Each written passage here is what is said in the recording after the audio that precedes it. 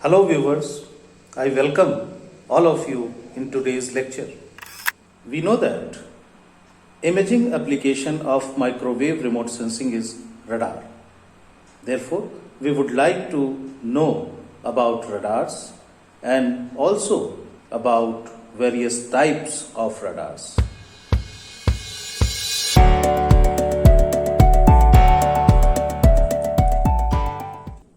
The contents of today's lecture are introduction,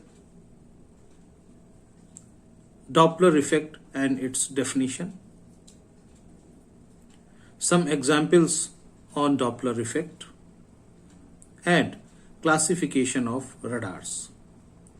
Under classification of radars, we will be talking about primary and secondary radar, monostatic, bistatic and multistatic radar, Doppler radar and synthetic aperture radar, that is SAR.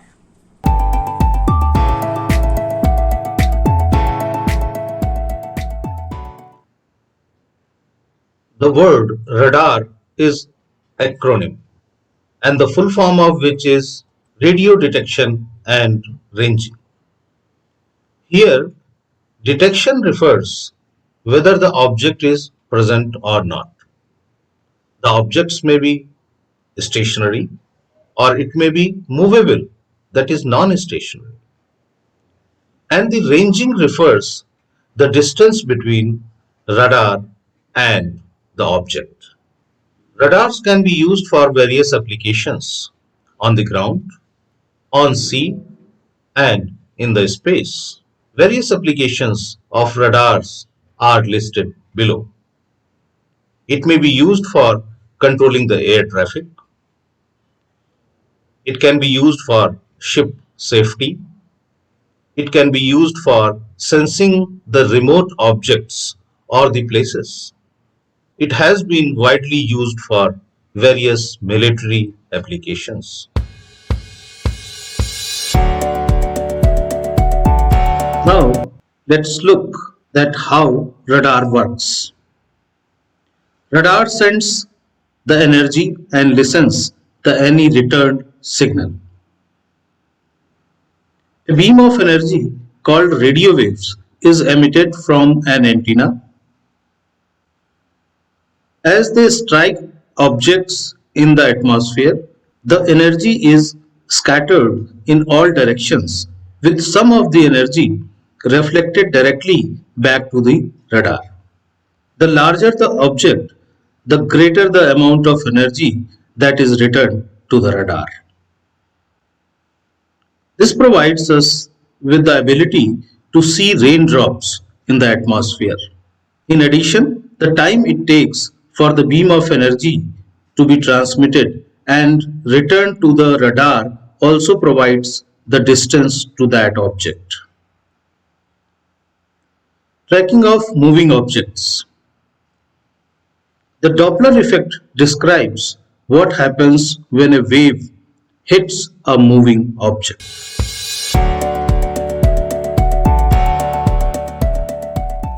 Behind the science of radars, Doppler effect has very important role. Let's look into definition of Doppler effect. The Doppler effect or the Doppler shift refers to the change in frequency of a wave due to relative motion of an observer with respect to the wave source. Doppler effect is named after Austrian physicist Christian Doppler, who described it in 1842.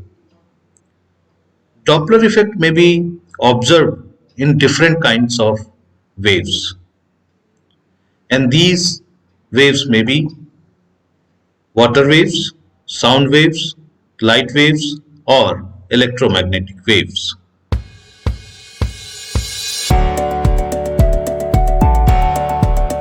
To understand Doppler effect in a better way, let's take some examples. The first example is of a bug present in water puddle, and there are two observers A and B. There are two cases. In case 1, a stationary bug producing disturbances in water is present, and in case 2, a bug moving towards the right and producing disturbances in water has been considered. Now come to the case 1. Suppose that there is a happy bug in the center of a circular water puddle. It is periodically shaking legs in order to produce disturbances that travel through the water. An observer A would observe the disturbances at the same frequency that would be observed by observer at B.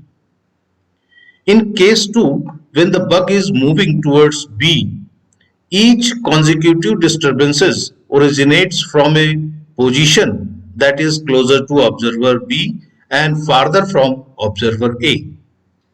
Each consecutive disturbance has a shorter distance and takes less time to reach observer B.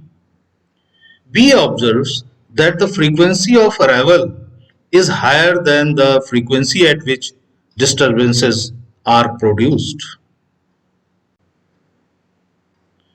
These two cases are more clear by this animation.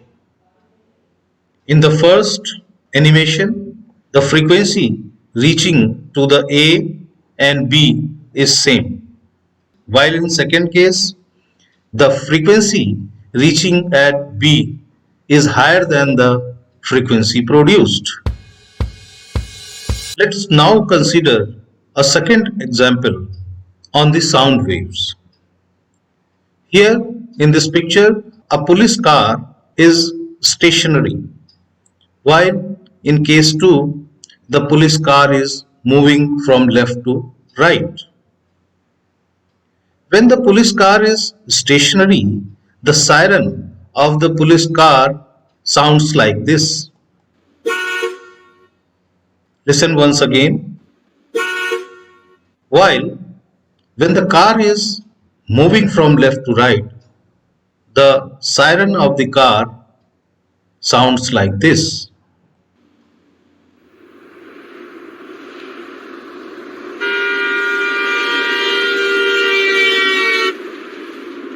So this kind of effect is due to Doppler effect.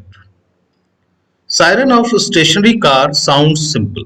You can recall an instance in which a police car or emergency car was traveling towards you on the highway.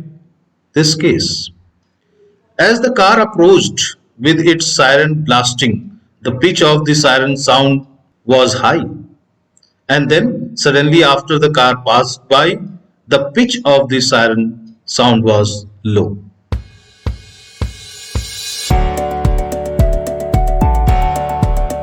Now let's take third example, which is on electromagnetic waves. This picture shows the spectrum of electromagnetic waves, in which variation is from red to blue. Red portion of the spectrum has lower frequency, while the blue portion of the spectrum has higher frequencies. When a star emits light, the color of its light as observed on Earth depends on its motion relative to Earth. If a star is moving away from the Earth, its light is shifted to lower frequencies on the color spectrum. A lower frequency shift is called a red shift. However, if a star is moving towards the Earth, its light is shifted to higher frequencies on the color spectrum. A higher frequency shift is called a blue shift.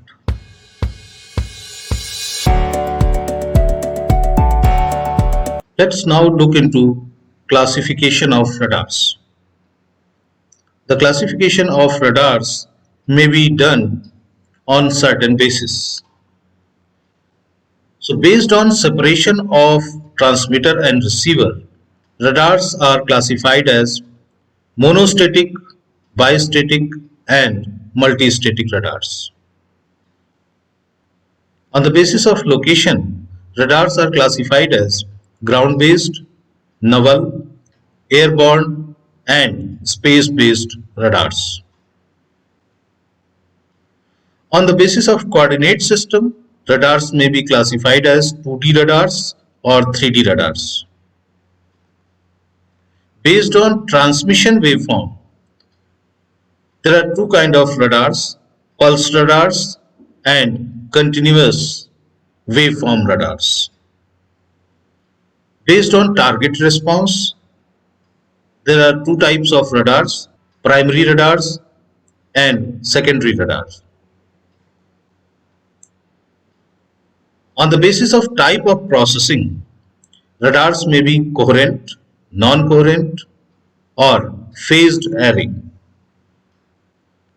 On the basis of operating frequency, radars may be using ultra-high frequency bands, L-band, S-band, C-band, or X-band, etc.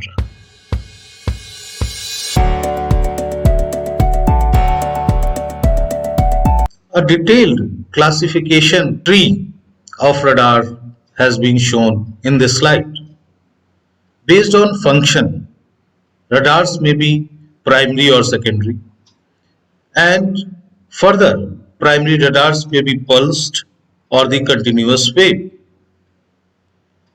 Pulse radars may be further classified as moving target indicator or pulse Doppler radars. Continuous wave radars may be further classified as modulated or unmodulated radars. Based on the configuration, radars may be bistatic radars, continuous wave radars, Doppler radars, frequency modulated continuous wave radars, monopulse radars, passive radars, pulse Doppler radars, planar array radars, or synthetic aperture radar. Based on a scanning pattern, radars may be classified as track while scan, conical scan, monopulse scan, electronic scanning. And based on applications, radars may be classified as surveillance radars, tracking radars, meteorological radars, imaging radars, and radars for altimetry.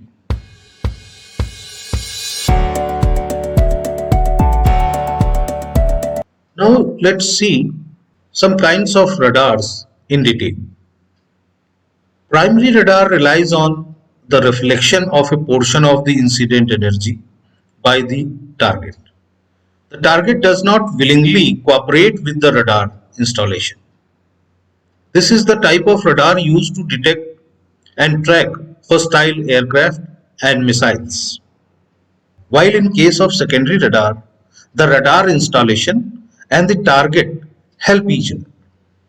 The signal received at the radar installation is not a reflection of the incident energy, but one from a transmitter located in the target, which is switched on by the incident energy. An example of secondary radar is the identification equipment carried by all friendly ships and aircraft. This animation shows case of primary radar. The energy is transmitted from the radar, and when it strikes the object, the energy is backscattered towards the radar.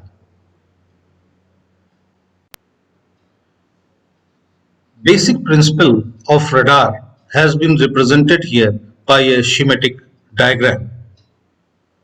Radar mainly consists of a transmitter and a receiver. It uses the same antenna for both transmitting and receiving the signals. The function of the transmitter is to transmit the radar signal in the direction of the target present. The target reflects this received signal in various directions. The signal which is reflected back towards the antenna gets received by the receiver.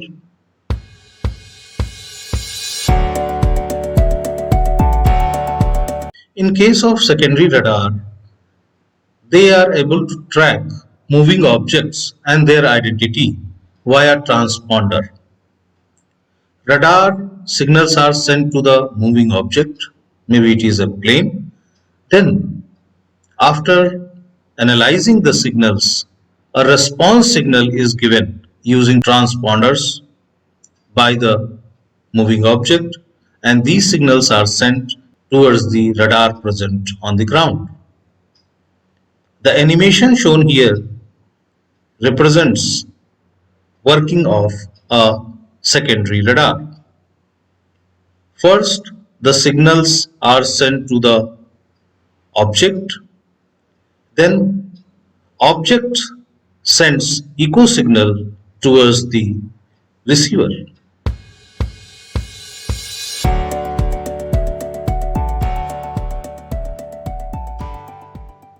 At secondary radar sets, the airplane must have a transponder on board, and this transponder responds to interrogation by transmitting a coded reply signal.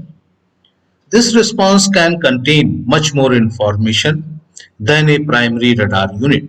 In this figure, the interrogation path from the ground antenna towards the moving object is shown. Then the reply path from the antenna present at the moving object to the antenna on the ground is shown. Now let's consider type of radar based on separation of transmitter and receiver. First case of such kind of radars is monostatic radar. Monostatic radar is radar in which the transmitter and receiver are co-located. Bistatic radar is a radar system comprising a transmitter and a receiver that are separated by a distance comparable to the expected target distance. And in case of multistatic radar system, it contains multiple spatially diverse monostatic or bistatic radar components with a shared area of coverage. Doppler radar. A Doppler radar is a specialized radar that uses the Doppler effect to produce velocity data about object at a distance. Doppler radar may be basically a continuous wave radar or a pulse radar. An unmodulated continuous wave radar emits a constant frequency with constant amplitude. The received echo signal either has exactly the same frequency or the echo signal is shifted by Doppler frequency. Continuous wave radars that are specialized in measuring this Doppler frequency are called Doppler radars. Pulse radar emits short and powerful pulses and in the silent period receives the echo signal. A pulse Doppler radar is a radar system that determines the range to a target using pulse timing techniques and uses the Doppler effect of the returned signal to determine the target object's velocity.